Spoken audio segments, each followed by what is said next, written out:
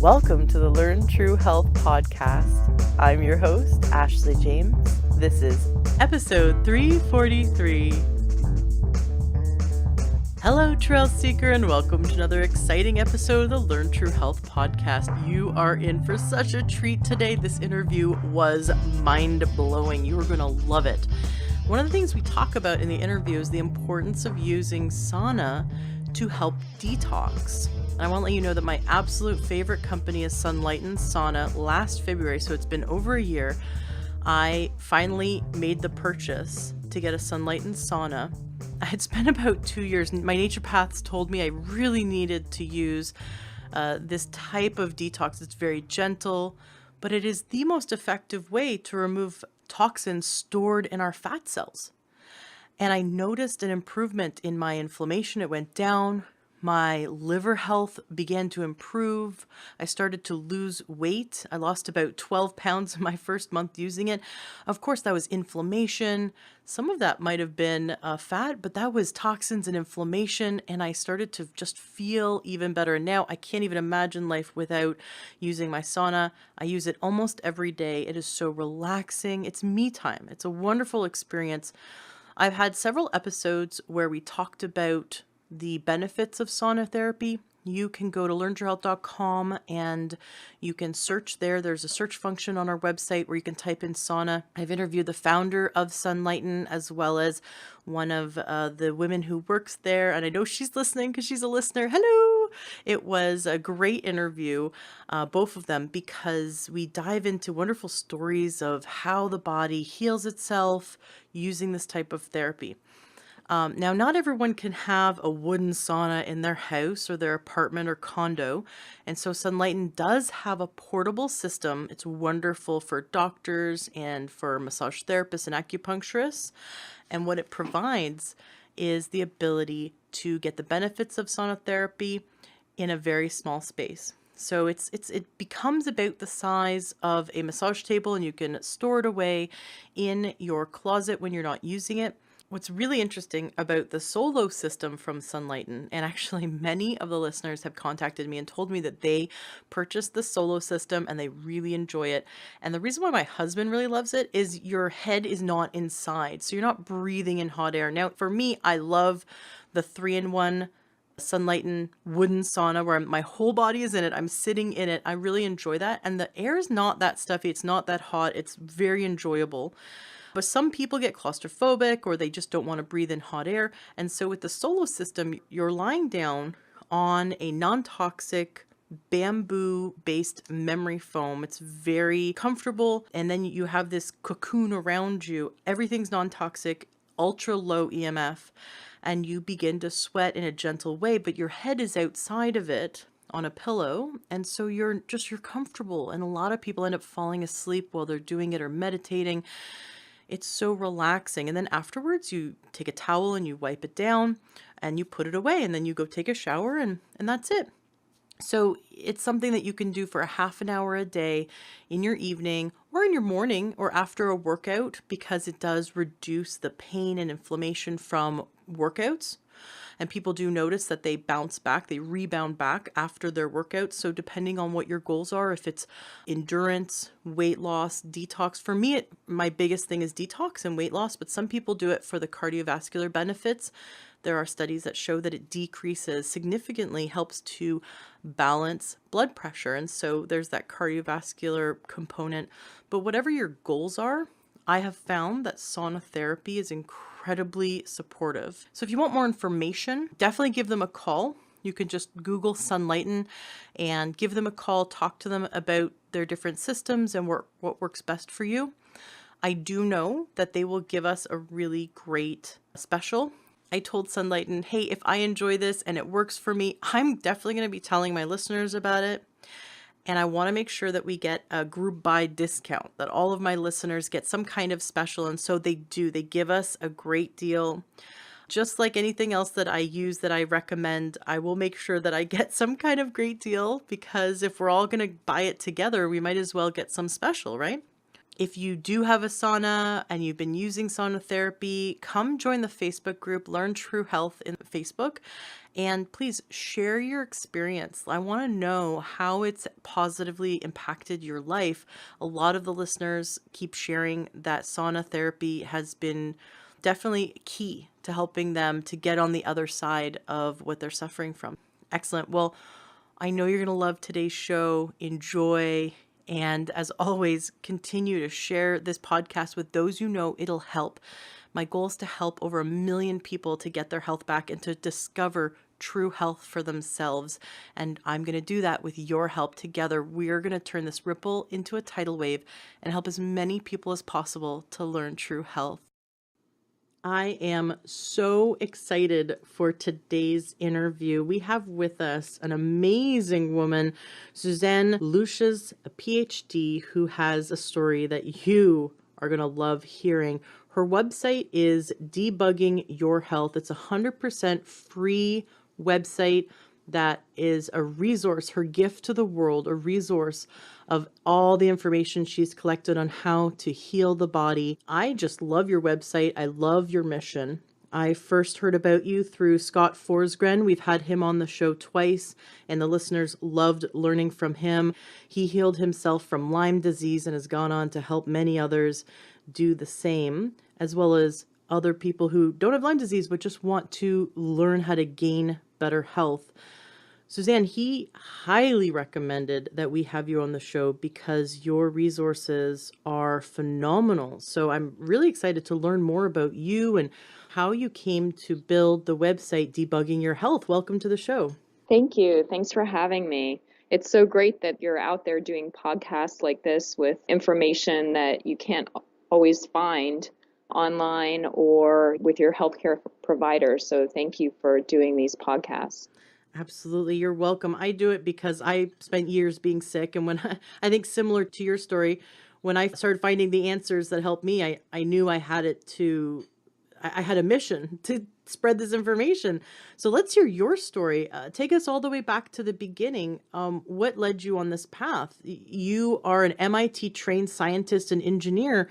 So what made you focus on health? Really out of desperation, which is how I think many of us end up working on health issues.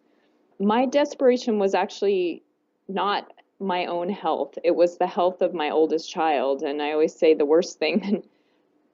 only thing worse than being sick yourself is having a child who's sick. So what I did with my oldest child was I took her around to all of her doctors and said, what's wrong? What can we do? She had all kinds of diagnoses. She had failure to thrive. So super skinny, not growing enough. She had mood issues. She didn't want to eat. She was nauseous. There were behavior issues, all kinds of things. Sometimes, not wanting to go to school or do things that she used to want to do. And, I'd take her here or there and she got all kinds of diagnoses. We tried everything that everybody said. So, Dr. A would say, take vitamin C. We took vitamin C. Dr. B would say, go to the hospital and get these x-rays. Went to the hospital and got these x-rays. She was hospitalized twice for various tests. We went in the GI, upper GI, the barium test, and the ultrasound. We did that too. So anything anybody was willing, told us to do, we basically did and went to the end of that road with practitioner A. And then we'd go on to practitioner B. Maybe they can. And so I was spending all this time and money, driving my child around trying to figure this out. And finally, I realized, clearly after all these practitioners and hundreds of thousands of dollars per year deducted on our taxes, even though we have insurance, they don't know. I mean, you kind of come to that conclusion. They don't know. And so the question is, well, who does know? And the problem was that, we literally, thank God, my husband and I have the resources that we could, fly anywhere if we had to and, pay money if we had to, because we both had engineering jobs. It was unclear that even if we did that anyone would be able to help us. At the end of the day, we did end up applying to one practitioner. But anyway, if I continue as to what happened, kind of got to the end of the road and it kind of became, are we going to institutionalize her and go on with working because I was struggling to work between all these doctor's appointments and her being sick and whatnot. Or we, the other idea would be, let's give it a try ourselves. Let's use our own heads here and try and figure it out by ourselves and try some things. Because after all these practitioner visits and all this, of course, along the way, I'm thinking, right? Because I'm an engineer, I'm a scientist, and I trained to think. And so I would say, well, what about this? What about that? Well, what if we do this? What if we anything. And I didn't even care if it was Western. I didn't care if it was Eastern. I don't care if it was energy. I didn't really care what it was. I mean, I'd gladly stand on my head for 5 hours a day if that would help her, Didn't really matter what it was. So what kind of a modality it was. So anyway, my husband and I almost got divorced over the issue, but finally I said, well, then you're going to drive her to the institution.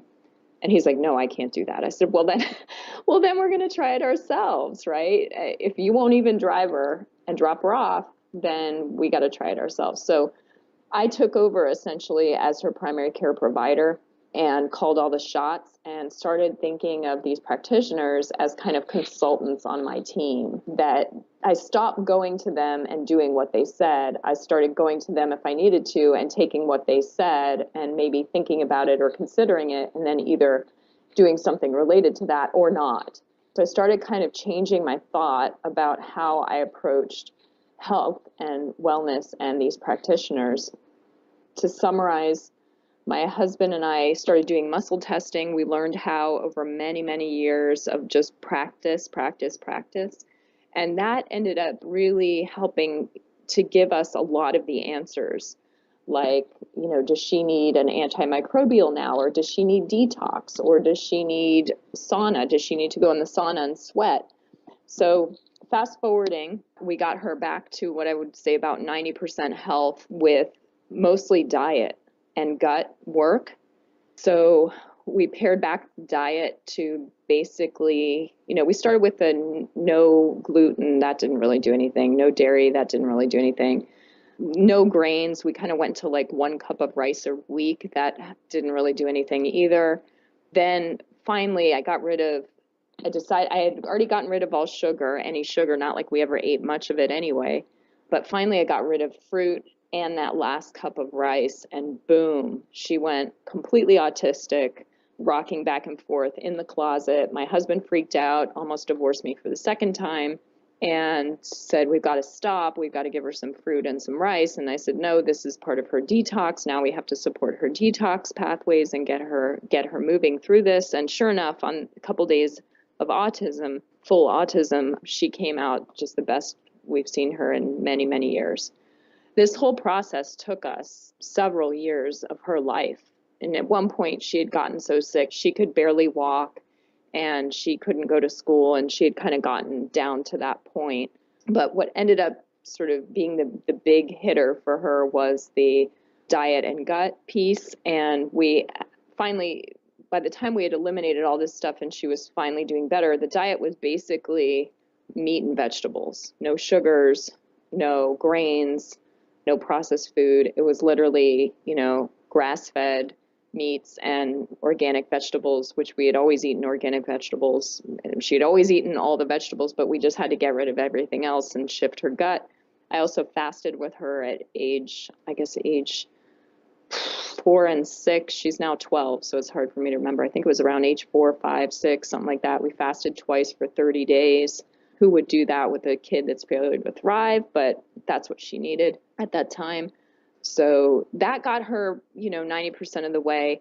And then right about that time, our family had a horrible head lice infestation. I'd never had head lice before. And turns out the head lice spread whatever she had to the rest of us. Oh, wow. Yeah. And right around that time that she was finally better and we got the head lice, almost simultaneously, a couple things happened. One was we finally got a positive Lyme diagnosis. So she had been tested for Lyme many times over these years, and it always came out somewhat negative, meaning negative, but maybe positive on band 41, which some practitioners say band 41 could be a dental infection. It could be a infection somewhere else. Doesn't necessarily mean it's Lyme. Anyways, right around that time that she was better, we tested again for Lyme, and she came up positive on every single active band. So basically what happens is the Lyme Western blot test, which is not the best test, but that's what we were using, measures for antibodies. And if your body's not fighting it, there's no antibodies. If your body's too overwhelmed to fight it, you won't produce the antibodies that the test is looking for. And turns out that's what she had. She has Lyme and every single co-infection that comes with Lyme that we've tested for. So she has, Borrelia, Babesia, Mycoplasma, Ehrlichia. I mean, she has everything that we've tested for, she got with the Lyme. She had a couple of tick bites. We're assuming the Lyme came from the first tick bite she had, but can't prove that for sure. Anyways, so the head lice infestation, you can catch Lyme from head lice. These people that say you can't, I just don't. It's not been our experience. So the rest of our family got it. Luckily, we had her Lyme diagnosis. So about 6 months after the head lice, the rest of our health started to go down the tubes. So myself, my husband, and her little sister. Luckily, she had suffered for years, so we didn't have to. I knew exactly what it must be. I knew exactly where to look. So that sort of saved her suffering, sort of saved the rest of us from a lot of Lyme suffering, because we already knew where to look for that. And so the part of her, so she was, if I go back to her health, she was about at 90%. She still had some things that were a little funky, like the Lyme went after her hypothalamus and she stopped sweating, and she lost the ability to sweat. So here in NorCal, we have a lot of sun and heat. And so she would literally get red in the face and just fall over. She wouldn't sweat. So we had to solve that problem, which is kind of a weird problem to solve in a young child. We ended up solving that with some supplements and constant sauna therapy, which she still does to this day. She also had this sort of horseshoe rash that kept coming on her arm, and it wasn't really bothering her, but it was bothering me. It's like, well, there's something still going on. There's something still wrong there. Potentially, she can have even better health than what she has now. I don't know who this child is because she's been sick for so long. I don't know what healthy looks like for her. I assumed she was pretty healthy because she's going to school, she's playing sports, she's acting like a normal kid. She's eating, she's sleeping, she's back on the growth chart, all those things. But the horseshoe rash bothered me. I figured it must be some kind of parasite because it came and went usually with a full moon. So that's when our family flew to Dr. Simon Yu in St. Louis. He's the only one, in my opinion, that we have right now who's treating parasites. To be fair, we had I knew they were parasites, so obviously I tried a bunch of things at home. We literally tried every parasite herb and supplement and things like that. The one thing I had not tried at that point was enemas, because, how do you do an enema on a 5-year-old? And her sister, was 2 or 3. So that was the one thing I hadn't tried, but literally all the other supplements and Rife machine and light therapy and all that, we had done all that for parasites and weren't there. So that's when we flew to Simon Yu, worked with him on the parasite piece. He helped fill in some pieces there, came home, and then I finally said, you know what, this kid's got to take some enemas. Started doing enemas, again, on a 5-year-old, which some people say is child abuse, but it turns out it was one of the best things I ever did for both the children. I made them both do it because Simon, tells us that if one person in the family has parasites, probably everyone does, and they're very easy to catch and recatch and spread around. So I was intelligent enough to kind of treat the whole family while we were treating her. And she went immediately after the enema. We had some worms come out, and the kids were definitely stepped up their behavior and their overall health and well-being after the enema started. And then we ended up doing prescription parasite medications that Simon prescribed us as well. Super steps forward for us. And the other thing is, along the way, once you have Lyme, one of the things you have to do is try to clear up other infections. So things like parasite infections, things like hidden dental infections, things like your gut, things like, structural issues in your, chiropractic kind of osteopathic kind of issues. You need to make sure your body's getting methylating, getting all the minerals it needs. You need to make sure your heavy metal level isn't too high, your toxins that you're constantly detoxing. So there's kind of all these things you need to do to solve Lyme disease, in addition to the diet and the gut. So the diet and the gut for us was the big piece, but to be fair, we were kind of doing some of these other things too. Like we had along the way done, many forms of chelation, most of it natural versions, and many forms of detox and minerals and things like that to support.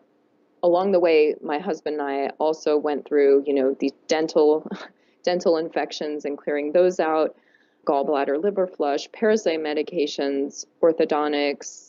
The kids mostly went through that, all kinds of topics that we had to go through to regain health.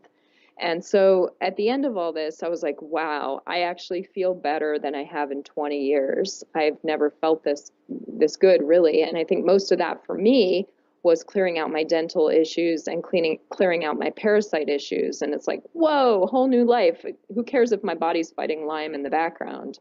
I just felt so much better.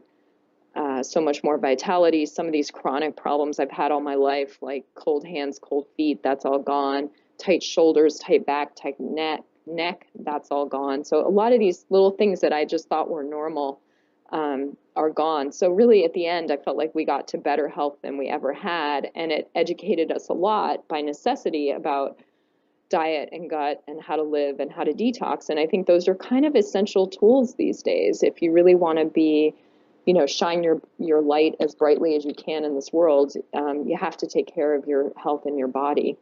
So at the end of all this, I realized that a lot of the things we did and a lot of the things we learned were nowhere to be found. They were really things we had tried or discovered or trial and error, really kind of maybe offbeat things. And I thought, okay, if I had had all this information set 5-7 years ago, I could have saved myself hundreds of thousands of dollars, years of my life and years of my children's lives. And that's worth a lot. That's huge. So my husband also said, we need to disseminate this information, get it out there so it can help people like us, people who are looking for improved health. So the question then became, what's the best way to do it? I'm not really interested in becoming a health practitioner. Neither is my husband. So we just put a website up with basically all the information organized as well as I could on all these topics. It's completely free. There's no pop-ups. I'm not trying to sell you anything. I don't make any money. There is a donate button. So my husband and I committed to put this website up and fund it for 5 years. Beyond that, we figure if people donate in, we'll keep it up longer. Or depending how things go, if people donate enough money, I could do some little studies or little scientific research that's more up our alley than becoming a health practitioner. So everything on the site is completely free. And one of the sort of gifts of it is that we're not trying to sell anything. I have no loyalties to anybody. I'm sure I offend almost everybody that looks at the site on one topic or another, but at the end of the day, I respect other people's opinion. And this is the information that we went through and that would have helped us. And so that's what we put out there. Awesome. That is so great. Well, I know my listeners are definitely going to go to your website and donate to support your cause as they read through your website and find that it is helping them. So the website's debugyourhealth.com. You're the perfect person to put that website together, like between you and your husband being MIT trained scientists and engineers. You have that very methodical, logical mindset, and it shows in your website. So I think that's wonderful, because I know that everyone right now is thinking to themselves, where do I start? I have a host of symptoms, or you mentioned some symptoms that like people think are just like genetic or normal, like my hands are cold, my feet are cold, my shoulders are always tight, or sleep issues, or gut issues, or, emotional, mental issues. And the list goes on little things, little symptoms they've had for many years that they might not have a diagnosis, but they have a bunch of symptoms. They're not truly happy with their health and they don't really know where to start, because there's a million parasite cleanses out there. There's a million supplements out there. They don't know whether their problem's dental or detoxing or methylation or, epigenetic. And so where does someone start when they have a host of symptoms, and what they're really looking for is to just supporting the body at the root level to support the body's ability to come back into balance? That's a tough one because we didn't really know where to start. We just were kind of shooting in the dark. One practitioner says heavy metals, another practitioner says gut. We're kind of starting shooting, all over the place in the dark. I think a great starting place, though, in general, without hearing specifics of what the symptoms are, a great place to start is just back to basics, which is lifestyle issues. So sleep, diet, stress relief, whatever you do to de-stress, and sleep, diet, stress release. And the other thing would be just if you're in a toxic situation, like for instance, I worked for years in a lab where lead was soldered and it was not ventilated, right? So if you have some kind of work hazard environment, kind of like that, if you're in a toxic situation, start detox is part of that too. So for some of us, we got a lot of, heavy metals maybe passed down from our parent, from our mom, who maybe had a lot of fillings, anything like that. I think detox, and almost today, our air isn't really clean anymore. Our water isn't really clean anymore, our environment. So detox is always a good one too, to kind of start with. So diet,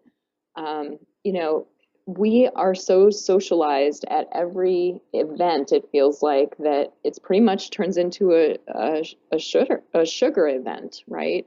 Anything at school or work or whatever, these events turn into sugar events. And so this sugar addiction thing is a real issue. I think my personal opinion is that sugar is one of the most addictive drugs out there, and it's legal. And it's really hard to get off of it. I mean, literally to get off of it, you go through addiction, like classical cocaine addiction withdrawal symptoms. I mean, people get shaky, they get sweaty, they spend a day in bed. I mean, our family definitely went through that. And in my oldest child, she went through a couple days of autism, full blown on autism when we finally got all the sugars out of her diet. So diet, organic vegetables, organic meat. Our family is not a fan of any grains or sugar, so we tend to eat more of like a paleo keto. Now we're to the point where we could eat, we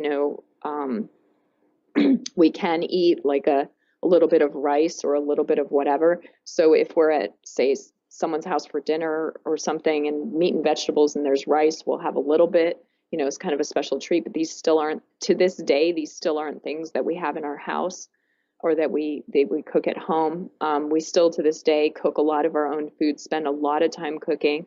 My children are now 12 and 9, and they actually make one meal a week, which is great for them to learn about these things. So eat a good diet, and that may not be exactly our diet for everybody, but clean it up basically. Sleep, we all need sleep. We need uninterrupted sleep, no lights. I personally am a fan of go to bed when it's dark and wake up when the sun comes out. I think that's naturally what our bodies were meant to do, but you've got to prioritize sleep, detox, stress relief. I missed that one. So stress relief, geez, there's so much information coming at us these days. There's 1,000 text messages, 1,000 emails. There's 1,000 things to do somehow. Like technology has done amazing things for our lifestyle, but on the other hand, somehow many of us have gotten more busy and more distracted and more things to do. So how do you manage stress is a big challenge really for all of us. And I can tell you what our family does. Maybe some people have kids and they're interested in that, what the kids do as well. Personally, for me personally, stress, I like to exercise. Exercise actually for me, I didn't list it as one of the lifestyle things because for me it kind of goes under stress. So I exercise every day. I do think it's important. Everyone should be exercising every day for 20 minutes. It may not be, high intensity aerobics. It may be walking. It may be, whatever it is. But I think exercise is really important. The other thing I do for stress is I actually meditate every day. Not everybody is maybe into meditation, but I think it's worth trying. You can even do, you don't necessarily have to sit and act like a monk. You can walk in nature, and focus on your breath. That's another way to, sort of meditate. Some people for stress relief maybe go out with friends or plan a vacation or, something like that. Those are all great ideas. For my kids, we learn how to breathe deep, how to calm our emotions. We have, my kids and I actually chant. We chant and sing sometimes. Sometimes singing can help. We also do yoga. The kids do yoga as well. So the other thing we do to relieve stress, which is that we actually go to services on Sunday, and I didn't think about religion as necessarily relieving stress, but for some people it really can, connection to something greater than themselves, and reminder of their life purpose, that their life is to, shine as brightly as possible. Sometimes religion can help people. I'll just disclose because I'm pretty straightforward. Our family goes to a yoga and meditation temple, so it's a Kriya yoga, and so they have scriptures and sort of a normal Sunday service. But at the center, we call it the center or temple, the kids learn how to calm themselves down, how to breathe, how to see things from a different perspective, how to take a step back. So anyway, I've gone on about stress, exercise as well. Detox, let me get to that. I think that's kind of important in everyday life these days. So the main things our family does for detox are probably sauna therapy and enemas. We still do enemas, not so much anymore for parasites, but more for detox. And the sauna is more, sweat therapy. So I think you can kind of get some of that if you're exercising. I think there are lots of other things for detox. There's, I think yoga can help get things moving, lymph massage. There's the chiropractic piece of it or osteopathic piece of it. There's all kinds of ways to detox. Supplements. There's some supplements that sometimes your body needs, different supplements. Things like that. So that's kind of a general place to start, is start with the basics of lifestyle. And once you've got those really dialed in, see how you're feeling. I mean, that may clear it up for many people. That may clear it up. And I think this kind of leading a cleaner lifestyle for some people can allow their immune system to function better and fight whatever infections that they may have, be they dental or parasites or deal with heavy metals or the wrong bacteria in the gut. A lot of times if you clean up your lifestyle, your body can, your immune system can function better, and you can fight off some of those other things and feel better. Yeah, that's something that I keep hearing, especially Scott Forsgren shared that, and Dr. Klinghardt and many others who have been on the show have shared that if the body was like a fish tank and the fish tank is really sick, it's got green goop all over it, the weird algae, and it's just a really unhealthy anaerobic tank full of bad bacteria, the fish in the tank will suffer. But if you clean a tank, now you've got a crystal clear tank. You can't even see there's water in it because it's so clear, and there's good healthy bacteria in there, and it's fully oxygenated. The fish are going to thrive. And that's the same with our body. When the body is toxic, the parasites live. It's like a parasite hotel. Whereas when you make the body so healthy through all the things you've just talked about, then it becomes inhospitable to these co-infections and these parasites, and it makes it so those who are fighting all these Lyme co-infections or parasites or gut dysbiosis, it makes it harder for the bad stuff to live here in the body, and it makes it easier for the good stuff, the good bacteria to thrive.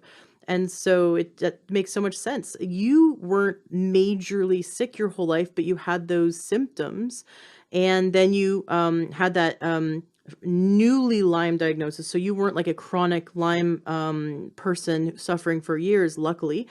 And then uh, through working on the foundations of your health, you felt even better than you ever had before. And I love that. I think that's so cool. I definitely want to get into talking about hidden dental infections and detox a bit more. But first, I definitely have some questions about your story. How did you know that when your daughter, after you removed that 1 cup of grains a week and you had completely removed fruit, and so the only thing she was eating was a low carbohydrate diet with meat and healthy fats and vegetables.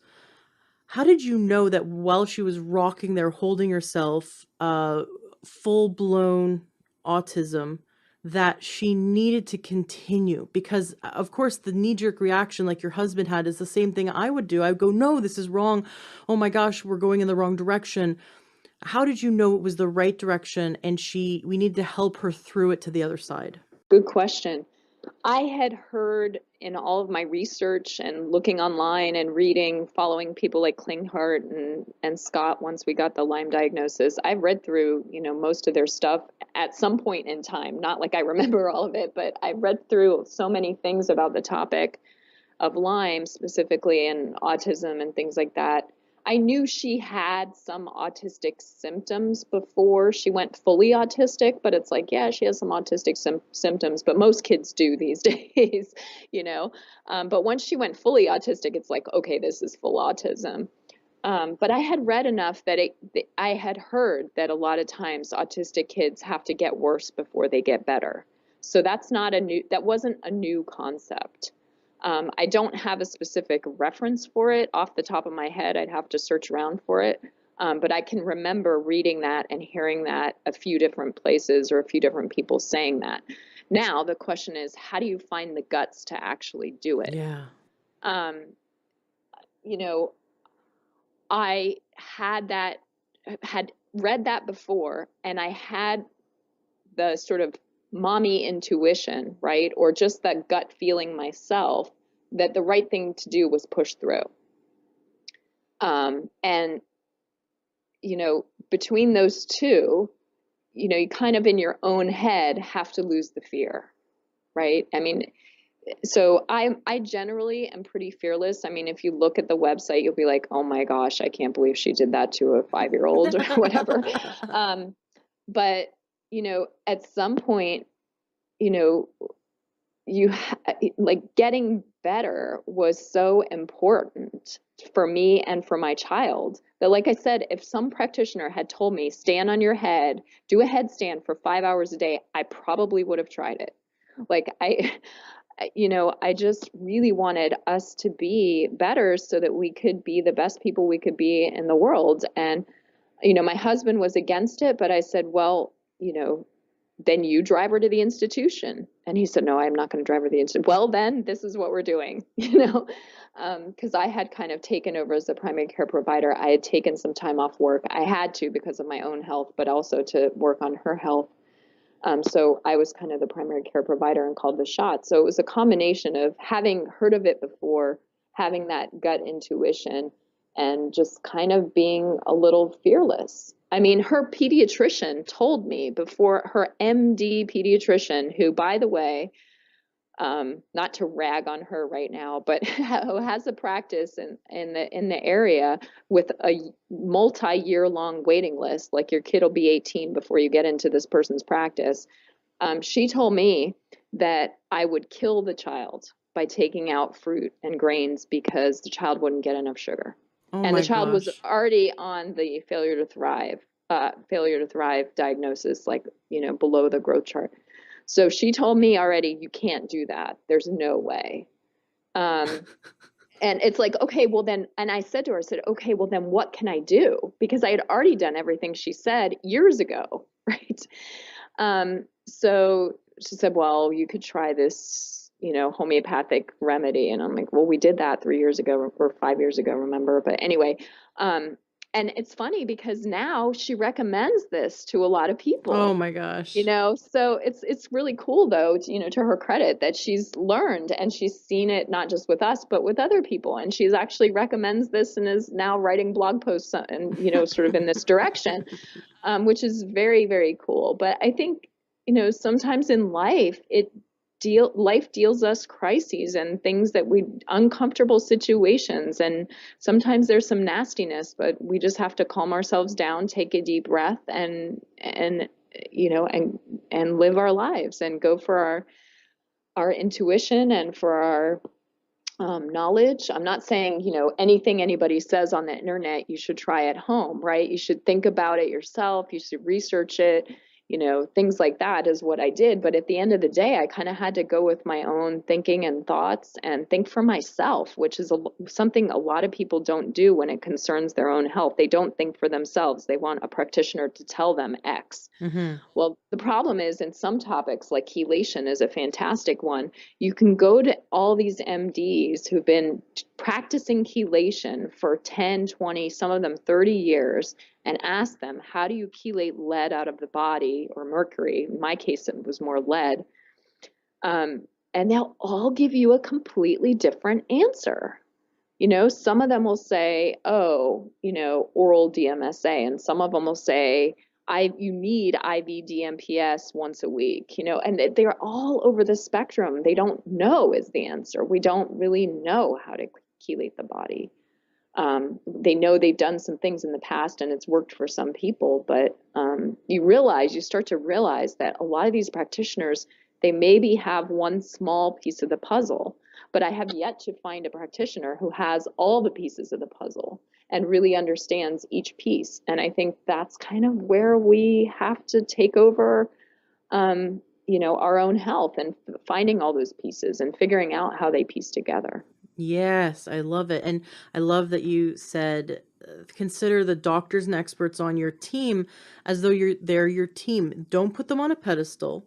You hire them. They're your employee and you're the CEO of your health. And when we have that mindset, we can fire and hire the right doctors for us that are going to inform us. And we definitely want to get second and third opinions because I don't want to be a guinea pig. I don't want to go to one doctor, whether it's a naturopath or an allopathic practitioner, and be told to go on one protocol just to find out that they're guessing based on someone else's experience or based on some study where some people, a small percentage, had results. I want to know what works. I want to know what works all the time. And I want to know why. Right. So we need to advocate for ourselves and be willing to step up and be willing to go to more than one practitioner to find the answers. Um, it's really interesting, the experience you went through. Now, your daughter, is she on the spectrum? Is she autistic? No, I mean, so um, my answer is no. I do not see any autistic symptoms in her on a daily basis. Occasionally, like maybe once a year, I'll be like, huh, she's acting a little funny or a little moody. Maybe we should hit an enema, or maybe we should, test. So we do muscle testing now at home all the Mm-hmm. time, Mm-hmm. like a lot. And so what I'll do is I'll pull out the enema bucket. I'll be like, okay, how's she testing? Does she need an enema? How's she testing on the sauna? Does she need to go to the sauna? How's she testing on, some supplements like activated charcoal is kind of a go-to for her. So for example, Mm-hmm. so I'll pull out a bunch of things and start testing. But I'm not sure if that's really moody and now she's 12, so she's going on puberty, or if that's really autism. So the answer is no. As far as I know, there are no autistic symptoms. Um, in the school, they have no knowledge of any of this, and I kind of keep it that way. So she has no special tracking or anything. They think she's a completely normal kid. In fact, not to brag about that child, but she, is at the top of her class academically, and she plays lots of sports and has lots of friends. And to be honest, I can't even keep up with her schedule half the time. She, thank God she has a bike and now can bike herself to practice in friend's house and whatever. So she's living a pretty, healthy, normal American life. She eats, she's on the growth chart. I mean, I'm not huge person myself. So I think on the growth chart, she's kind of been following around 25 to 30% tile, if anybody's looking at that. My second child is following about 50 percentile. That's just, how she's built, or she's built a little differently. I don't know. But, I'm happy with 25 to 30 percentile. I'm still 25 to 30 percentile myself, because I'm not a big person, but, and she's 12. So I would say no, she's got no more autistic symptoms. It's interesting because her kindergarten teacher actually moved to a different state. And I thought, okay, her kindergarten teacher no longer has the ability to influence anything regarding her schooling, right? So I told her kindergarten teacher, I go, she had a full autism diagnosis. According to her pediatrician, she's diagnosed with autism and she always will be, okay, because we can't cure autism, right? So whatever. So that was according to her pediatrician. So if you ask the pediatrician, she'd be like, yes, of course she's on the spectrum because she always will be. But I told her kindergarten teacher, she had a full autism diagnosis, and she just looked at me and she goes, no, she didn't. and that was pretty cool because in kindergarten she was still going through a lot of things. She was able to start kindergarten on time, but even at kindergarten she was still going through, parasites and still detox and chelation and learning to sweat again. She was still going through all that in kindergarten, but the kindergarten teacher said, no, I don't think she was autistic at all. I don't know what you're talking about. So this is the biggest paradigm shift that people can go through, that is like coming out of the Matrix for health. So if almost everyone's watched the movie The Matrix, where Neo takes the red pill and all of a sudden he wakes up in a totally different world and he realizes his entire life he's been living in a pod and he's been hooked up to a digital computer. And so what he thought was real was actually a computer. Well, this experience, if we were to imagine ourselves being pulled out of the matrix of the mainstream healthcare, the paradigm of mainstream healthcare, and pretend for a moment, just suspend disbelief, suspend your belief system and go, autism doesn't exist. There's a world in which it doesn't exist, and yet the symptoms exist. So imagine no one's ever invented the word autism. No one's ever diagnosed it as a disease. And so what we see is a bunch of children, more and more and more and more in the last 30 years, a ton of children with symptoms. And the doctors have not created a box called disease to label it. The symptoms are our guide to supporting the child to go towards health. And when the symptoms get worse chronically, we know that there's something wrong. There's something we're doing wrong in diet, in detox, in methylation, in something's going on. And when we support the child and ultimately they get better, the symptoms are our guide. Back when I was in school, when I was a kid, it was like over 1 in 10,000 were diagnosed as autistic, right? And now it's 1 in, 40 children? Basically almost one kid for every classroom in the United States, almost. I mean, and there's a spectrum, right? So now, unfortunately, you get a diagnosis or ADD, ADHD, you get some diagnosis, and now the doctors can tell you, well, your kid's going to be that way its whole life. Let's get him on drugs now.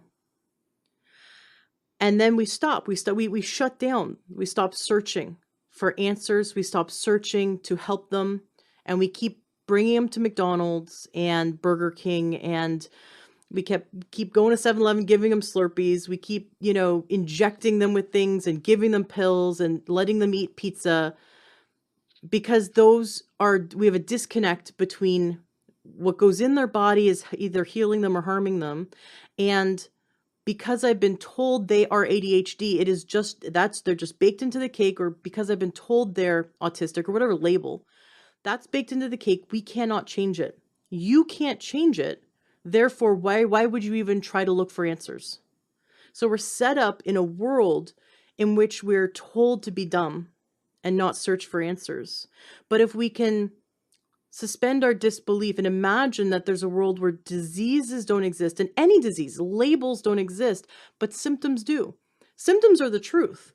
I can't give you, a barrel of diabetes, right? It's a label that we've used so that we can medicate. But if we look at symptoms and go, how can I support the body to come back into balance, and forget that there's disease, but look at symptoms and support the body, then we can begin to take action. I want to get people so motivated and get their mindset in the place where they realize that even though their doctors told them they're going to be sick for the rest of their life, there's actions they can take. Anything a doctor says that makes you not want to keep seeking answers has been the wrong thing. That they've told you the wrong thing. You want to always seek answers. You want to always get information. You want to always look to support the body. So I love that what you're showing us today is another powerful example that the body demonstrates illness and out of balance through symptoms, and it can be neurological, it can be behavioral, it can be emotional, it can be mental. But the physical illness, the physical body's is demonstrating illness through all these, different symptoms. And the more we support, the more it's going to come back into balance. And when I had Dr. Klinghardt on the show, he shared that, there are kids, many thousands of kids he's helped in the last 40 years who were diagnosed full-blown autism, and now they do not have autism. And I nearly fell off my chair. Absolutely. Because autism now, what we're seeing is basically a misdiagnosis. And there's a bunch of sick and children who are their bodies are toxic. They're unable to detox. They have heavy metals. They're not methylating correctly. You name it, parasites. We're feeding them junk. And that's when you do that to a child, those symptoms are going to demonstrate. And then we give them a diagnosis so that we can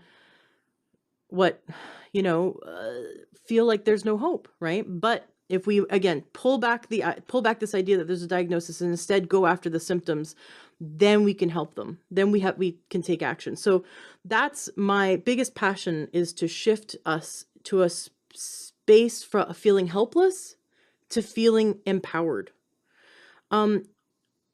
Why did you choose to cut out grains and fruit? What was it doing to your daughter's body to cut out grains and fruit? Were the grains and fruit feeding an infection? Were they feeding the parasite? Were they causing inflammation? Were they inhibiting her ability to detox? What was it about grains and fruit that was so disruptive to her health? That answer is very easy, and it's I don't know. So I can tell you what I think. Mm-hmm. Based on, kind of hindsight is a little bit 2020, or it's not necessarily 2020. It's I have a guess, I have a theory based on my experience. And again, I don't sell anything, so I'm not really biased towards any product or anything like that.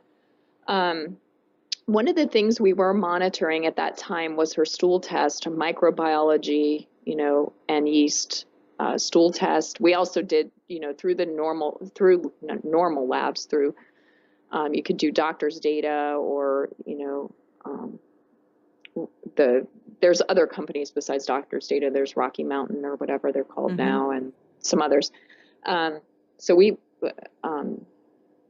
been monitoring her stool tests through these various companies over the years. And there's always some dysbiotic bacteria.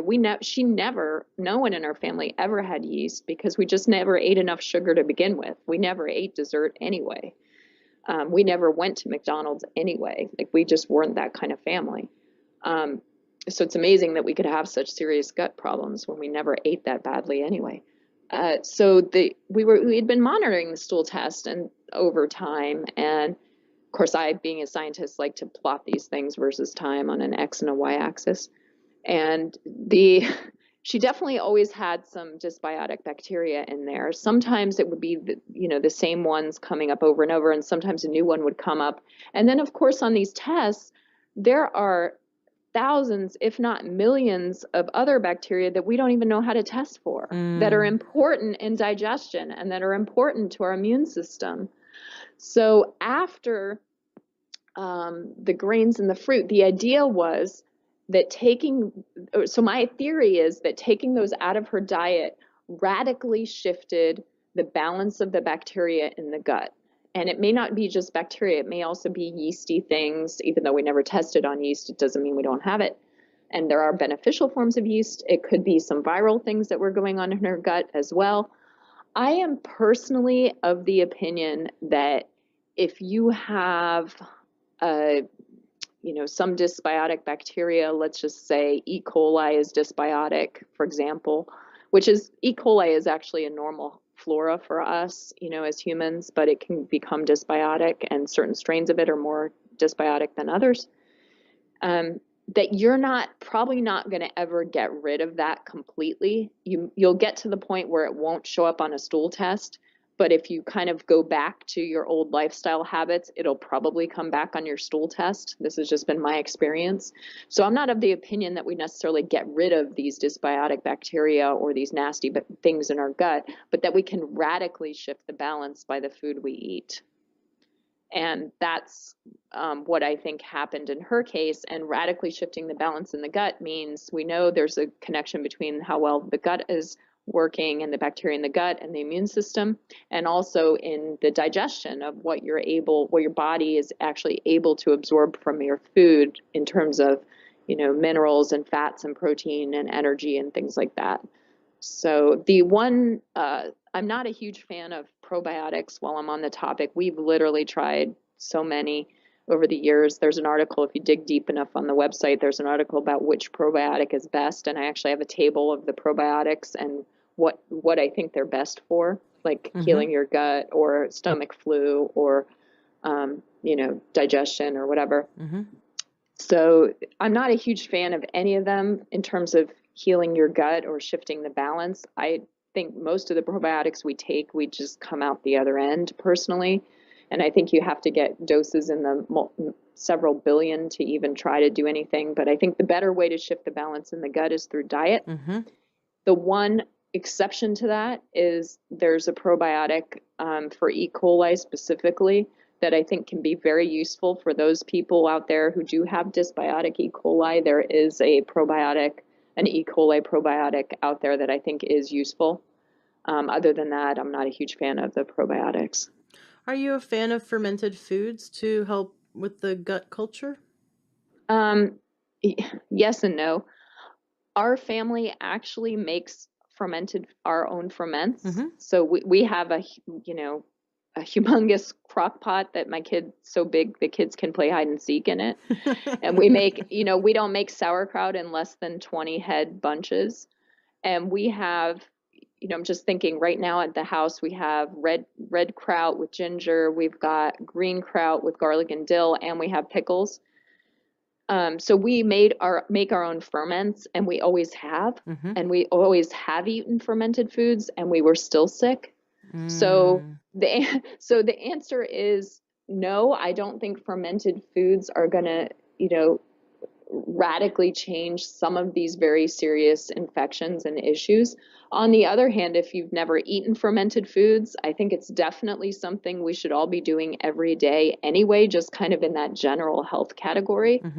I think we should all be eating fermented foods at every meal. And I'm not even perfect about it. Usually I get at least one meal per day has fermented foods in our house, usually two. Sometimes I get the third. So would you say, though, that when someone has severe dysbiosis, obviously cutting out the sugar, potentially cutting out grains, eating fermented foods as a staple anyway for basic health, but then would you say that feeding the healthy gut bacteria through vegetables, is that your solution? Or in that case, are you looking more to taking supplements and herbs to restore the balance? You mean like how do I feed the good guys? Feed the good guys, starve the bad guys. Yeah. Right. So that's the hard part, right? When you're doing something, for example, like a 30-day fast, like I did with the oldest child twice, you're gonna naturally, everything is gonna go down. But in general, the dysbiotic guys, in my opinion, tend to feed more on sugar than the good guys. And the good guys are a little more able to extract sugar from vegetables than the bad guys are. So the bad guys usually tend to get dysbiotic because of excess of sugar. So I am of the opinion, so back to kind of what my pediatrician said, oh, you can't take that out of her diet, she's not going to get enough sugar. There is sugar in vegetables. Mm-hmm.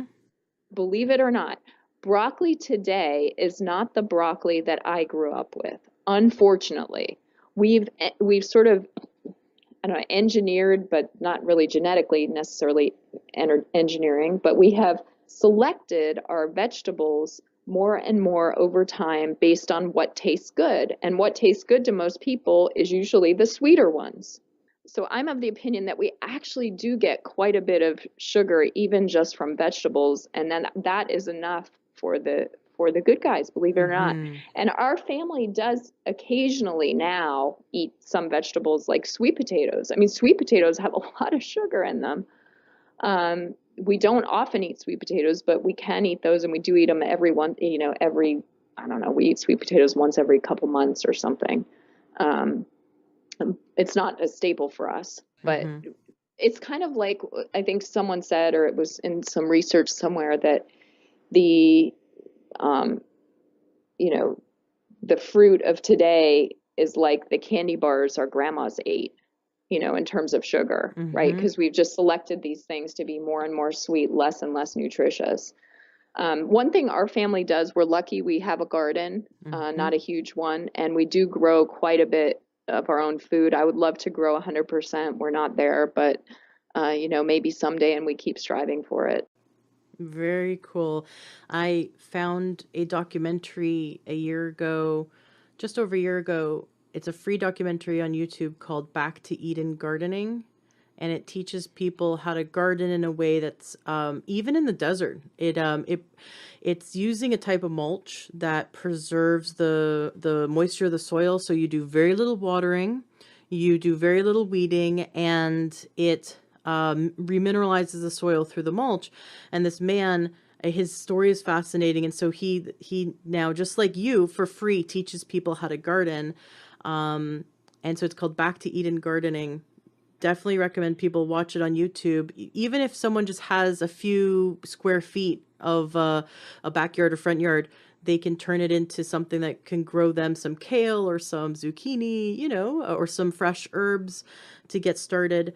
So last year we cut out, because we have 5 acres to work with, so we cut out, I convinced my husband, he wanted to do like 10 by 10, and I convinced him through a lot of coercion to do 50 by 25 foot by 50 foot garden, which is a huge endeavor for our first garden ever.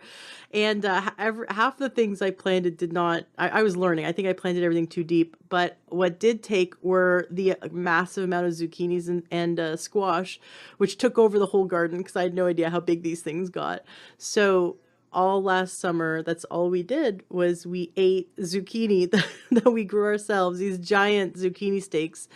And I figured out 100 new ways to make zucchini. And of course, everyone that came to our house walked away with an entire grocery bag full of zucchini.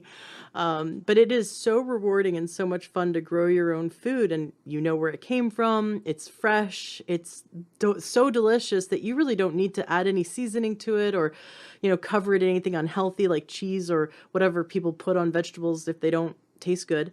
We would sometimes just sit out in the garden and eat it straight out of the garden. It's amazing what happens when you gain contact back with the soil, and you have that access to freshly grown food. We forget what real food tastes like until we have that first experience. So I absolutely agree with you that is definitely something to do for decreasing stress, a great family activity, and great for health as well. When you did the enemas, the first time you did the enemas with your children, what was in the enema? Is it just water, or is it a coffee enema? The first enema you did that had worms come out, that convinced your children that this was viable? Yeah, we just did a fleet enema from the drugstore because Oh. I didn't know, you know, how it was gonna go. I mean, I got a fleet enema from the drugstore and did it on myself first, right? Always with a kid, especially a young kid. I think the little one at that time we did it was 3-ish. Mm-hmm. I think she was about 3 or 4. It's all a bit of a blur, but I did it on myself first, and then I said, okay, kids, we're going to do this. I wrote a whole article on my website. If you're interested in the topic, definitely read the article because I had to bribe the children, right? I bet. And I don't bribe my children. I literally do not bribe my children, but this was one of the issues where I had to bribe the children. So it turns out that we don't watch TV. We don't have TV service or anything like that. So I bribed them with being able to watch TV. Now, how do you watch TV if you don't have a TV service or TV? Well, I got a portable DVD player and I checked out some Little House on the Prairie episodes from the library. And so it was kind of one of those mommy win-win moments where I get to do my enema and they get to watch this wonderful programming of Little House on the Prairie, which talks about, values and ethics, and they're kind of getting some social emotional learning, right? Mm-hmm. So, and if they started crying or creating a fuss with the enema, I turn the movie off. And then until they stopped. And then once they stopped and were ready to cooperate again, we turned it back on. Well, I only had to turn it off about twice the first time. And then they got the feeling like, oh yeah, we really want to watch TV because everybody watches TV. And so we want to watch TV, right? So I had something very easy to bribe my children with. And I just did the fleet enema because I'm like, okay, let's see how it goes. No one recommends doing an enema on a 3-year-old. You're gonna, they're gonna whatever, you're gonna kill them or whatever. But luckily, Carrie Riviera had done it on her young children as well, and she had posted, some instructions and some tips and things like that. And so that gave me at least one level of confidence that someone else had done it on a young child. It turns out that was one of the best things I ever did for the children. I mean, the 3-year-old after it, we're sitting, the enema was already over and the movie was over and we sat in the bathroom getting her ready for bed and we're in the bathroom brushing teeth and whatnot. And she just said, Mommy, that enema was great. We have to do it again. Wow. And this is from a 3-year-old. And I said, why? And she said, well, because the worm just came from my head and it came out of my body. It's what she told me at age 3. And I was like, whoa. And then she actually was on the toilet when we were having this conversation. And she got up from the toilet and there was a baseball-sized tapeworm out of this 3-year-old. I could not believe it. And I, started losing my blood pressure. I started fainting. And I just, had to pick myself up literally off the floor because I just couldn't believe it. And I shot some pictures of the worm, that particular worm. I shot pictures of lots of worms over the years. But, so my experience generally with the enemas is they're fantastic for all people that have worm type parasites, especially. Do it, a week before the full moon. If your symptoms flare with the full moon, if they're flaring with the new moon, do it a week before the new moon or a few days before the moons, somewhere in there.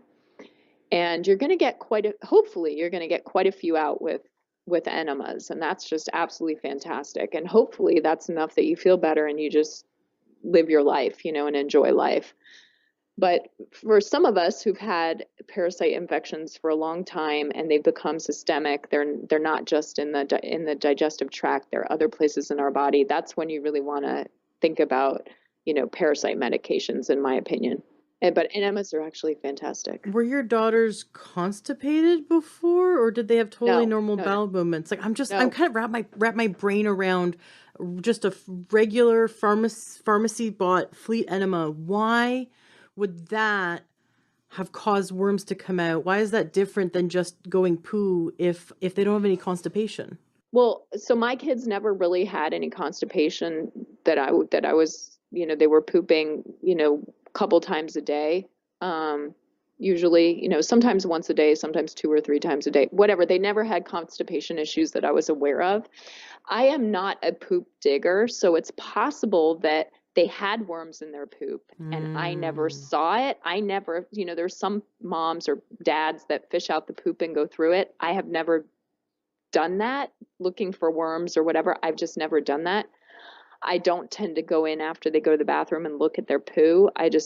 And no one's ever said to me, "Oh, mommy, what's that in my poo?" So it's possible there were, absolutely 100% possible there were worms coming out of their poo, and I just never noticed it. But who knows? So what did the fleet enema do? My opinion, it's just water, saline water, basically, and it just literally washed them right out. I mean, what they do is they grip onto the walls of the digestive tract, especially. They tend to, most worms, now there's all kinds of worms out there, but most worms tend to come into the digestive tract around the full moon, slightly before the full moon, to mate and meet each other, and then they go back to potentially being systemic in other parts of the body. So if you hit them with an enema around that time, when they're just literally sucking and holding on to the walls of the digestive tract, sometimes you can break some of them loose and they'll flush out, especially when you have hundreds of them. And then it's usually easy to flush out, a couple, so that you can see them. And so the fleet enema is only in the colon, like the rectum and part of the colon. It's not going into the whole colon, is it?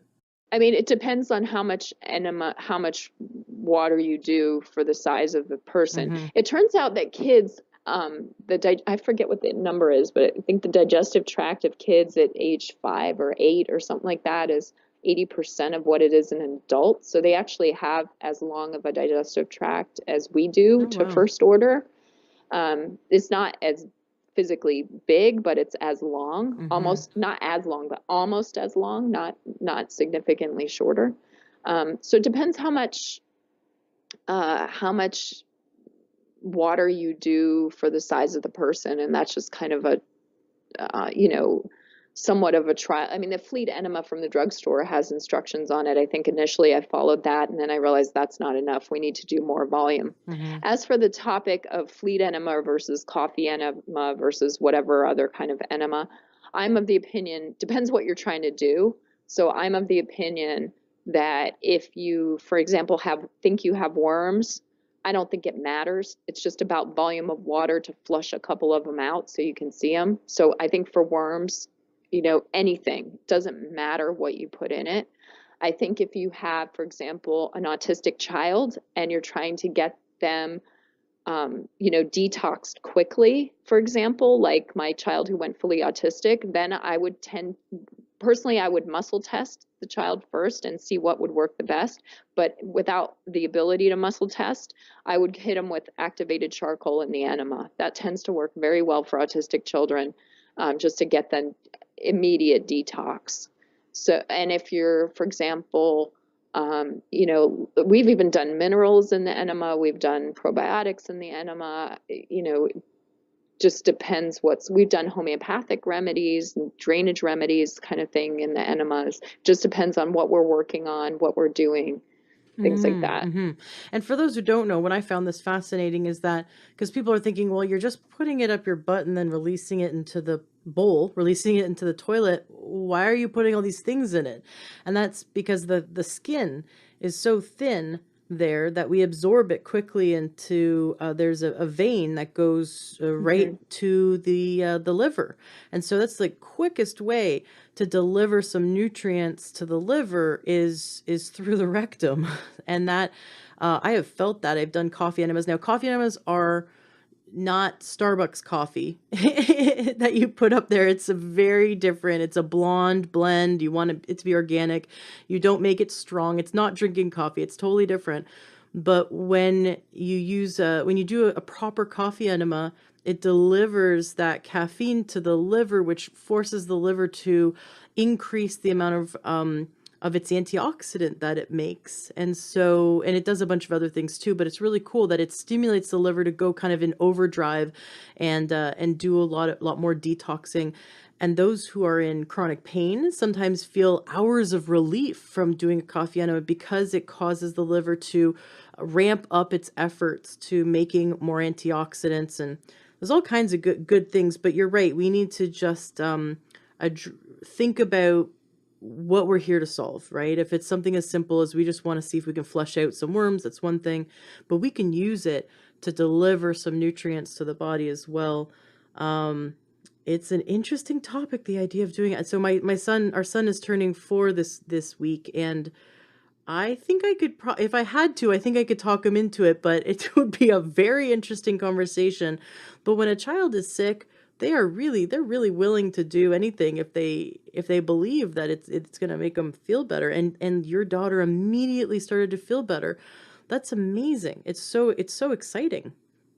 Yeah, and we even went to who can get out the biggest worm contest, right? So you can make it really fun, who can get out the biggest worm and who can get out the most worms and who can get out the fattest worms and who can get out the worms where you can see all the organs inside, right?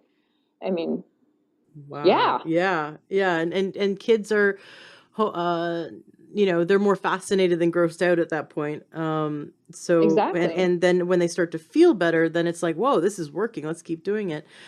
Now, you also mentioned that your daughter had lost the ability to sweat. Can we talk about that? I do know some adults that have lost the ability to sweat, and I think that's quite fascinating to learn. Why do people lose the ability to sweat, and how can they get it back? I don't I'm not an expert on any of these topics, but I can tell you our experience with losing the ability Mm-hmm. to sweat. I think the Lyme Borrelia actually went after her hypothalamus. I Mm. think that's what happened in her case. I don't know other people who've lost the ability to sweat. I'm not sure if that's the case for them or not. I personally, if I had, someone come and say, "Oh, I've lost the ability to sweat," I would say, just get a Lyme test, let's see. Just would be good to know. It's if you're feeling great, great. You don't have to do anything about it, but you may want that information, Mm-hmm. just to double check that. We didn't know what to do to get her to start sweating again, and no practitioner again had the answer to get her sweating again. We tried all kinds of things over the years. And so what finally worked in her case was two things: forced sweating in the sauna, which was incredibly painful for someone who doesn't sweat. To go in the sauna is torture in many ways. So this was another case where I got out the DVD player and the episodes of Little House on the Prairie, and I bribed her to sit in the sauna. And when she was watching the TV in the sauna, she'd kind of lose track of how horrible she was feeling and how she was almost passed out, red in the face, which is a scary thing for a child. But we could always, bring her out and and put her in an ice bath if we had to. But we were trying to kind of push the limits of what she could sweat. And slowly over time being many months, she finally started to sweat. And so we would like go in the sauna until she either passed out initially or gave us one drop of sweat, literally one drop. And it's like, okay, that's enough. And then the next time I was like, okay, can you give us 2 drops before you go out, And so we just kind of worked up. And now we still go in the sauna as just part of our healthy lifestyle routine. And she sweats almost like a normal person now. Now she'll almost start sweating at the same time the rest of us do and sweats about the same amount, which is super. And now we stay in there for 30 minutes at 125 or 30. This is also challenging with a child because you can't just take them to the gym. What you really want to do as an adult is be cheap about it, in my opinion, and go to the gym and if and go in their sauna and try it out, and see how you do with it, see how you like it, get used to it before you potentially buy a home one. But with children, you can't do that. When we were at Simon U in St. Louis, he has a sauna that he'll let children try out. So we were able to sort of try it out a little bit there and then decide, okay, what do we want to get for our home use Mm-hmm. to help her start sweating? So number one was forced sweating in the sauna, and it was incredibly painful, but we finally got there over many months. The other thing, though, that she needed with the sauna at the same time was a hypothalamus supplement. And it was the one from Biodesign, I think. I think it was Biodesign. I'll have to look it up here. And it's just a hypothalamus supplement that she needed at the same time.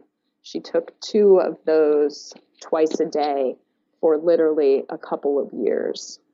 Okay, it's desiccated hypothalamus supplement from Biodesign, and she took 2 capsules twice a day for literally about 2 years. Is that an herbal supplement?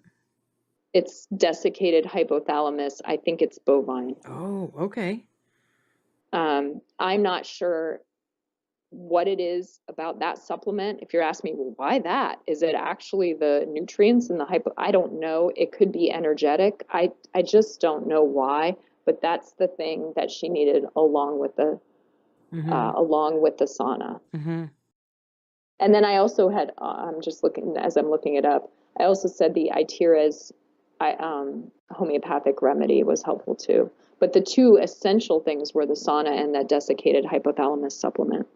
And again, I don't get any money from that endorsement at all. For sure. Why did sauna therapy work for your daughter? Good question. I mean, I think I don't know. It's my constant answer. I think it's because it's just like anything else, it's practice. I mean, just kind of like baseball, you got to practice hitting the ball with a bat and you're going to get better. Mm-hmm. I think it's just practice of pushing her body to the point where it should be sweating and, getting her body, okay, should be sweating. Oh, but my hypothalamus isn't working right or whatever. And, just keep pushing and it's kind of like practice. I almost think of it like an allergy shot, right? They give allergy shots so that you get used to whatever the allergen is and potentially your allergy goes away. Now, whether that's I'm not a fan of allergy shots, but I kind of think of it as somewhat the same theory. Well, it does make sense. You're trying to force the body to sweat. I mean, with her in her condition, you wanted to help her detox, and sweating is one of the, it's supposed to be one of the most gentlest and effective ways to get rid of fat soluble toxins. That's the body's way of getting rid of toxins, is through the sweat glands. And when you're not sweating, your body's not detoxing. So there's something going on. Were there concerns that she was not methylating? Were there concerns that her liver was not going through both stages of detox? Were there other areas you were looking to see where she wasn't detoxing? Yeah. So let me go back for a minute to the sweating. I wasn't smart enough back then to really understand what you just said about sweating being so important to detoxing. I was doing it so she could play soccer because she would get red in the face and collapse at the soccer games, right? That's a major problem. You can't play soccer if you're passed out. So I was doing it for different reasons. So I didn't fully realize that. Yes, we went through all this other detox sort of things like methylation. She has, mutations, as do our whole family has various methylation mutations, as do I think most people out there have them. We had gone through methylation. She tends to be a MethylGuard Plus by Thorne person. There are tons of methylation supplements out there. We've tried almost all of them, it feels like, maybe not, but we've tried quite a few. She tends to be that kind of a person, a MethylGuard Plus. So initially, she really needed that support of MethylGuard Plus. She needed 1 capsule twice a day, usually. And now she hardly ever takes the MethylGuard Plus. She doesn't really need it very much anymore. And the question is why? I'm not sure. I think it's just her body is functioning in a much better place with kind of a improved lifestyle being. She sweats now. She has a better diet, things like that. I think from her sister, the little sister, the tongue tie was a huge part of the methylation puzzle for her. The little sister also needed methylation support, but after she got her first splenectomy, she just didn't need as many methylation supplements anymore. So I think if someone is really dependent on methylation supplements, in my experience, the 2 places to look would be clean up the rest of your lifestyle, meaning, things we already talked about. And the second place to look would be frenectomy, or frenulum is this flap of skin that connects your tongue to the lower jaw too tight. And another thing you could look at related to that without actually having a frenectomy is some kind of an osteopathic treatment. And a lot of times the osteopath could give you an opinion on whether they think that's too tight or not. So I'm a little confused about the chicken or the egg. Are you saying that when someone has a frenotomy and they have their frenulum cut so that it's stretched out more, that after that they don't need as much methylation support? Or are you saying it? Right. That's been Really? our experience. That's been our experience. Because I'm kind of like in like mind being blown land, because so my son needed to have a frenotomy when he was 7 days old. His naturopathic pediatrician did a little surgery and cut his frenulum, and then he could suckle. And in doing a little bit of reading deeper into this and a little bit of research, I discovered that there's a hypothesis that it's a mild deficiency of folate in utero that is causing the tongue ties and the lip ties, much like a large deficiency would cause spina bifida. And so they're thinking a mild form in the mother. And I have methylation issues on both branches, 50% on both branches for the MTHFR. So it was interesting to think that. But you're saying that, so I was saying that, like, because of methylation issues, they needed a tongue tie. So their body in utero didn't develop correctly in a very minor birth defect sort of way. And you're saying that when it's corrected, something happens to the body that makes them able to methylate better? Yes, is the answer. Yes. I don't know if it's true for everybody. I don't know. I can say it is true for us. Mm-hmm. If you go to I was trying to look up the reference on it. If you go to my website and you click on the methylation tab, there's one reference, a Peasley one reference. Ben Lynch, an ND, he wrote an article, Intersection of Tongue Tie and MTHFR. And I really am so glad he wrote that, because I found that article after I noticed that after the frenectomy, so we had the frenectomy not because we thought it would improve our methylation. Sure. Right? This is all hindsight. Right. We had the frenectomy for other reasons. And by the way, I'll mention both my kids suckled just fine and breastfed for 18 months. So it was never an issue with breastfeeding. We only did this as older children. Like we did the frenectomy as older children. And I noticed myself, because of course I don't do anything on my kids without doing myself. So I got a frenectomy as well. Really? Yeah. And I did it. No, I didn't do it first. I did it at the same time as the younger child. Anyways, doesn't matter. I felt a huge improvement after that frenectomy. That is fascinating. I'm like mind blown. So there's part of Kriya Yoga where you are to stretch the frenulum. Do you know about that part of Kriya Yoga? Yeah. So I'm wondering if there's a meridian that is at that base of the tongue that is related to the liver or related to methylation, detox, something. It'd be interesting to talk to an acupuncturist and see if there's something there, an energetic channel.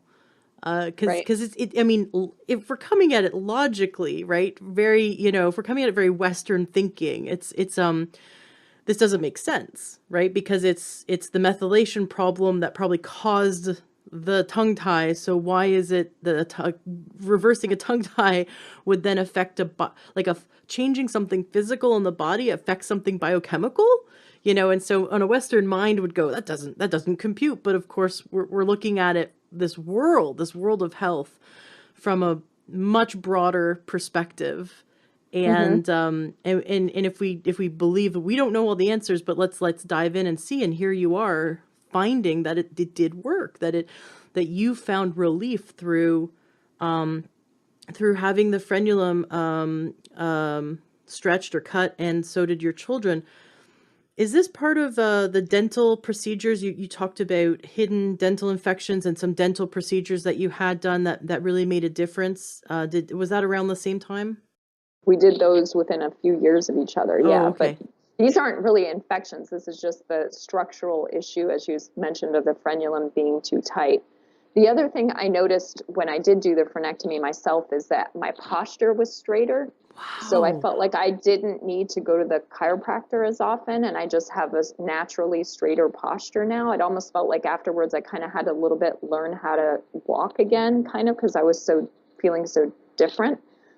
The other part I was going to mention as you were talking about the structural connection to the biochemistry, another thing we do for detox is chiropractic treatments. My Hmm. kids go to the chiropractor or the osteopath. We kind of switch between the two different practitioners, or three different, actually we switch between four different practitioners because they all have different strengths.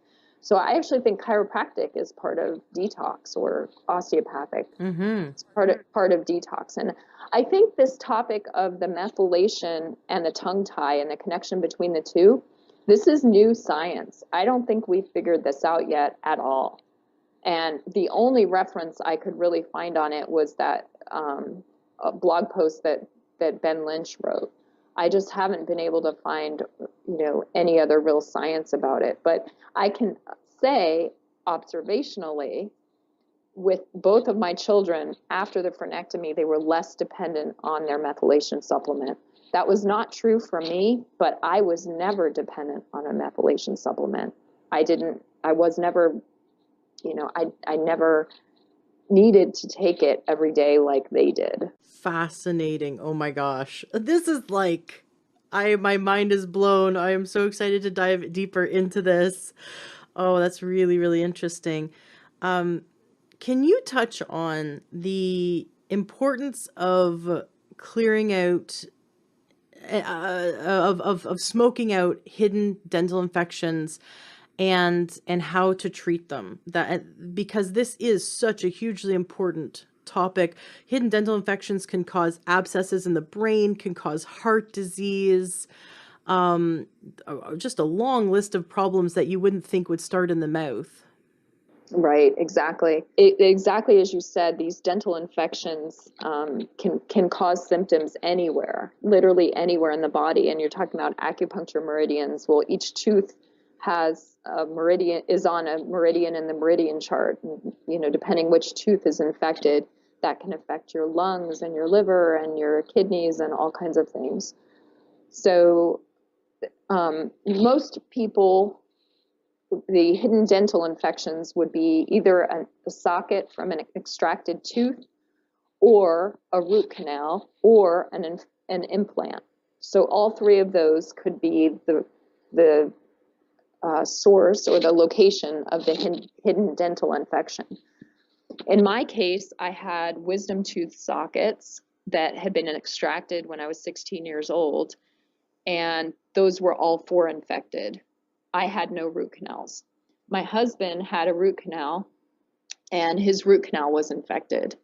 So my husband had his root canal pulled, and uh, and immediately noticed improved chiropractic in his back. He said he felt like his back just got completely readjusted, and again, he also said he almost felt like he had to learn to walk again because it was so different.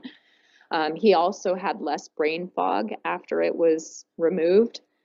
From my cavitation surgery, it was what you call when you go into an extracted tooth socket. It's called cavitation surgery. So I had cavitation surgery, and I just felt like my shoulders dropped, um, my neck totally relaxed. I was kind of also in a different kind of chiropractic situation. And the other big thing for me was it got rid of the ringing in my ears. And I've had ringing in my ears as long as I can remember. Well, apparently since I was 16. And it finally, after this surgery, it was like, wow, my ears are quiet. So cool. Wow. So the tricky part of this is none of us like to lose our teeth if we're losing a root canal. Going into a wisdom tooth socket is, pretty major. Dental surgery is uncomfortable and unpleasant, period. There's no way to sugarcoat that at all, as far as I'm concerned. It is very difficult to get to the point that you decide to make that decision to do it, but the benefits of it can be truly amazing, really life-changing. Not for everybody. I've definitely have seen cases where people have the cavitation surgery or have a root canal pulled and they're like, I feel the same.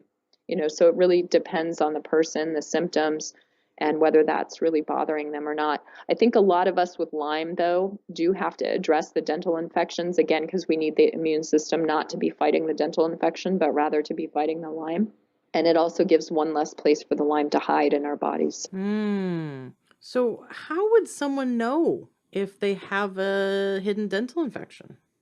Yeah, that's part of the problem of it. There's no great way. One thing you can Google or you can go on my website is the tooth organ chart. So it's kind of like an acupuncture meridian chart with the teeth on it. So if you go to the tooth organ chart and then you look up the teeth that you have that are either extracted, implants, or root canals. Now, hopefully that's not every tooth. Hopefully you've just got one or two teeth in that category in those three categories. And then you look down that meridian and you just see on the chart, okay, what's bothering me is,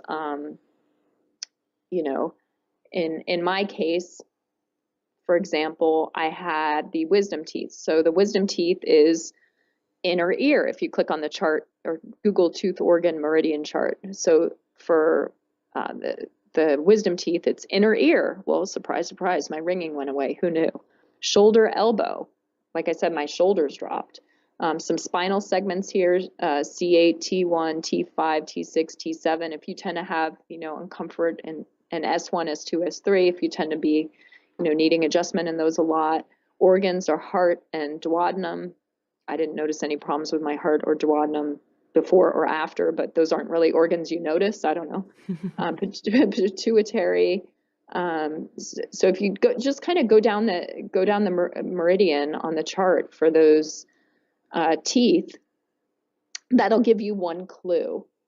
The other thing my family does is we do muscle testing. So that's another thing. If you have a practitioner who muscle tests, or if you muscle test yourself, even better, you can muscle test for that as well. Sometimes on an x-ray, you can see a hidden dental infection. You can't really see if it's infected, but you could see maybe a pocket, for example, of an extracted tooth. This is mostly, I'm talking about x-rays for extracted teeth. You can sometimes see that they left in the periodontal membrane when they extracted the tooth. And sometimes you can see that membrane and you can see kind of a pocket where the infection could live. So there's an example of that on my website. If you click on dental and you scroll down, there's an example of my x-ray, and I circled the pocket so you can kind of see on the x-ray what I'm thinking about. Now, that tells me I have pockets. It doesn't necessarily tell me I'm infected there, but it's kind of a clue, right? So the symptoms on the meridian chart are one clue. The x-ray may be another clue. Muscle testing may be another clue. And then the other way is you can fly to St. Louis, and Simon Yu is still practicing, bless his heart, and he's diagnosing them as well. And he uses acupuncture meridian assessment. He has an electronic machine that measures acupuncture meridians, and that's how he diagnoses them. Oh my gosh, that is so cool. I'm a little bit in shock right now. So I had my wisdom teeth taken out years ago. I wish I had kept them, but hindsight. And for the last few months, I've had like a 1 out of 10 discomfort. There's a sensation in my left lower jaw, right where the socket is, where the tooth used to be. And on the same side, I'm having hearing problems. And I've been having chronic ear infections that I've been using, mullein oil or warmed up onion muffs or cold hot compresses and all kinds of stuff to just help. And I kept blaming it on the fact that I do sleep a lot on my left side. So I was thinking maybe it was my pillow. So I replaced my pillow to one that breathes more. I wear studio headphones all day long. So I've been taking them off of my left ear because I thought maybe it's my ears being constrained too much. But I didn't think that it could be a possible problem with the wisdom tooth socket to my ear. That's pretty interesting. Yeah, I want to give also one caution about this. So there's the diagnostic part, like figuring out, okay, I think I have an infection in my root canal or my wisdom tooth socket. Then there's the how to fix it part. And unfortunately, this is not an easy topic. So I highly recommend, again, going to my website because there's not much other information out there. And I wrote an article about cavitation surgery and also root canal surgery. And on that, there's a PDF file. And you want to, if you do not have the surgery with the one practitioner that I recommend, and I hate to be a snob like that, but I only have one practitioner that I recommend because he's the only one consistently getting good results, then print out this PDF file and at least take it with you to your dentist or oral surgeon or whoever you're having do this. At least take it with you and say, there's a checklist. Do you do this? Do you do this? Do you do this? Do you do this? Because this surgery, dental surgery, can kill you, right? It's a very serious thing. I went septic after my first time because my practitioner made tons of mistakes. Turns out you could argue my body didn't heal it, but yeah, he also made quite a few mistakes. Hindsight is always 20/20. So I had to have it redone. I had to have it a second time. I also know lots of people have had this kind of surgery, cavitation surgery or a root canal pulled or whatever, and they've gotten worse or the infection hasn't gotten away. So it is an art to find a practitioner who can actually do this right. And so we have people flying to see the one practitioner that I recommend. We have people flying to see him, and I think if you have the money, I think that's the right thing to do because he's the only one that I'm trusting and recommending at this point. I do get lots of emails and calls and whatnot from people who've gone to other practitioners, and I've looked at I just am not seeing the same kind of results from other practitioners. So finding the right practitioner for this is also not trivial. What's his name?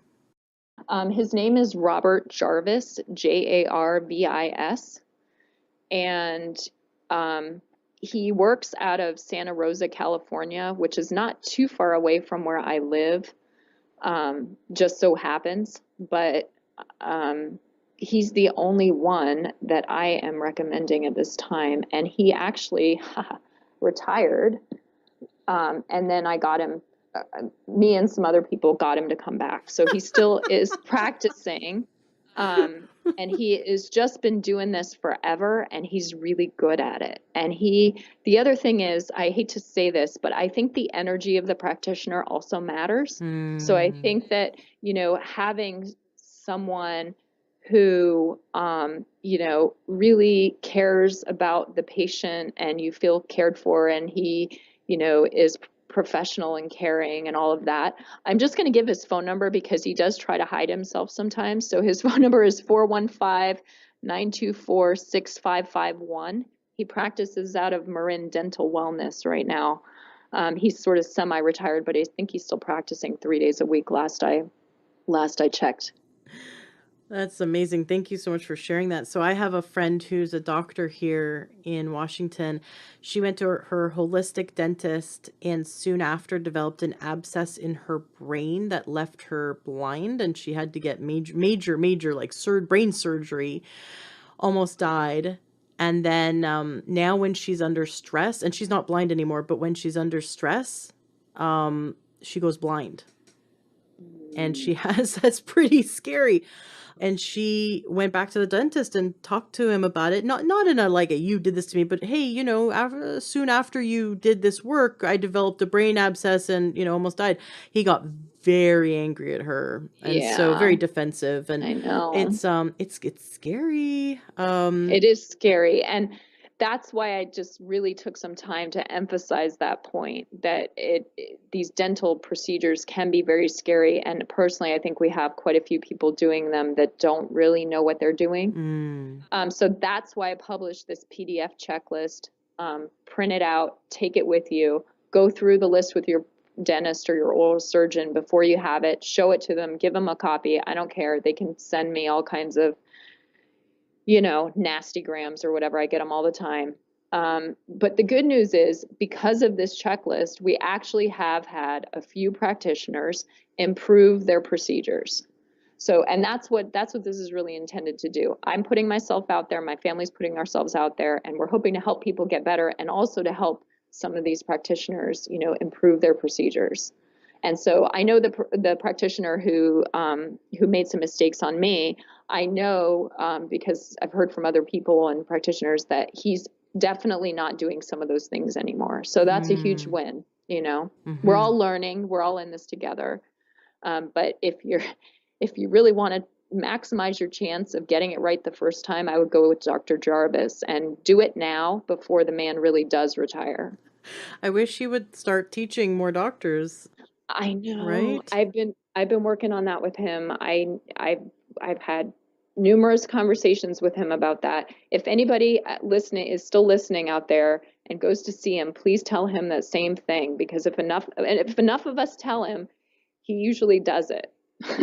Could this be something that someone could film him teaching and then disseminate the information to dentists, or is it like a really hands-on something that they need to be there in person? Film him teaching everything and just put it up on YouTube and get it out there enough, for enough dentists to start to learn, or people to bring to their dentists. That's one thing to think about. I thank you so much. This has been a wealth of information. I really want to have you back on the show. You are welcome anytime you want a platform to share information.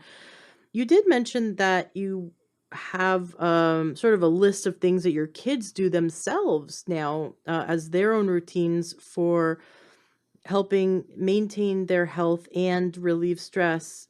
Can you share some of the things that your kids do on their own?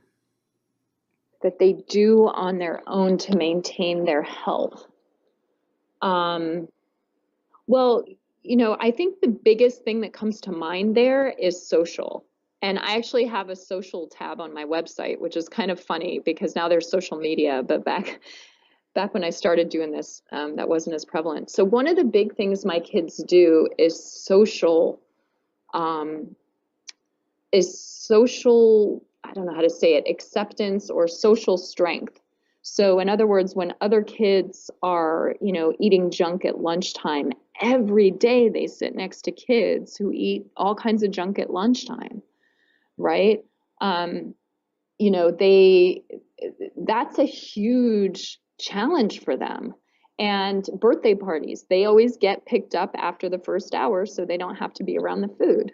It's a huge challenge to build that social and emotional strength to be healthy and to still feel mentally supported and okay and accepted at school. So I think that's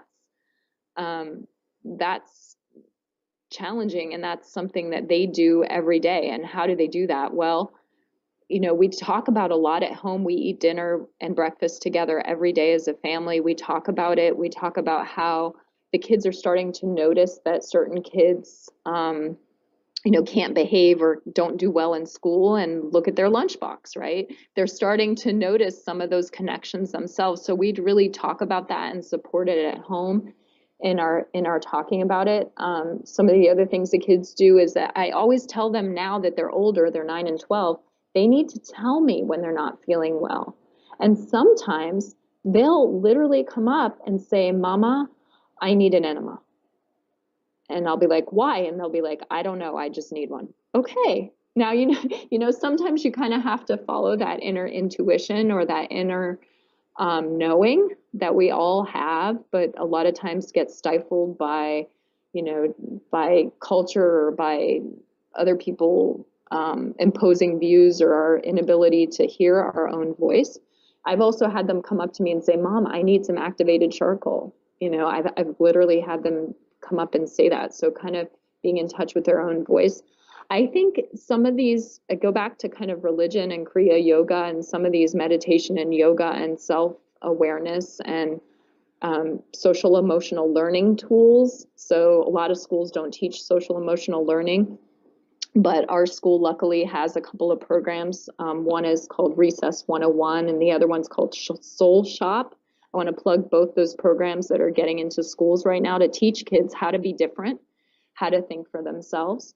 So that's more the main thing that comes to mind. But on the physical, sort of practical level, my kids make one meal a week. My kids work in the garden. We still do enemas and sauna. They go to bed at a reasonable time. I mean, my 12-year-old complains about going to bed every night at 7:30, but on the other hand, I think she recognizes that enables her to make every sports team that she wants to and be at the top of her class without studying. It's just those basic things. So I think she's starting to make the connection between those healthy lifestyle routines. And the kids will also sometimes come and they'll be like, Mom, I'm tired. I need to go to bed even though it's not 7:30, So those are some of the things that they do. And then there's some things we force, quote unquote, them to do. Like take some supplements if they need them, or if we're working on chelation is kind of a constant topic that we work on, and then we take a break, and then we work on it and we take a break. Another thing they do is they stuff their own pill boxes, and we kind of do that as a family. When we were doing the parasite medications, we even compounded our own medications at home, and the kids would help compound medications, which is kind of maybe sounds crazy, but once you get into the parasite world, you might not sound so crazy anymore. But they help stuff their own pill boxes as well. So I think also in the topic of kids and health, I think chores are important in general to build self-esteem and self-confidence. And that's what you really need to have a healthy kid. You need them to have the self-esteem and the self-confidence to be different, because healthy, unfortunately, especially in public schools these days, is different.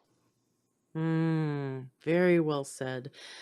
Sounds like they're listening to their bodies and advocating for themselves, and you're really setting them up for success later in life. And those are lessons that we as adults are still learning.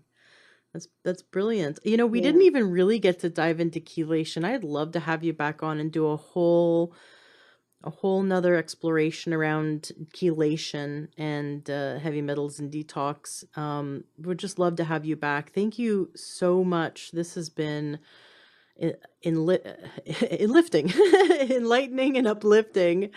Your website is debuggingyourhealth.com. We're of course going to create a discussion in the Learn True Health Facebook group. So those listeners who aren't there yet, please go to learntruehealth.com/group or search Learn True Health in Facebook, join the group, and join us in the discussion around this episode as we continue to bring up things that we loved about this episode and things that we're still learning and uncovering from your website. I'm sure there'll be lots of comments from the listeners as we learn more from your resources. Thank you for putting it together, and I'm a big fan of your mission. I believe we're definitely kindred spirits in that regard. So I am grateful for what you do. Thank you. And I'll make sure that I donate to your cause as well. And I invite the listeners, if they found value in everything you're sharing and also your website, to please donate anything. Anything helps. It does cost money to host websites and continue to be the owner of a domain.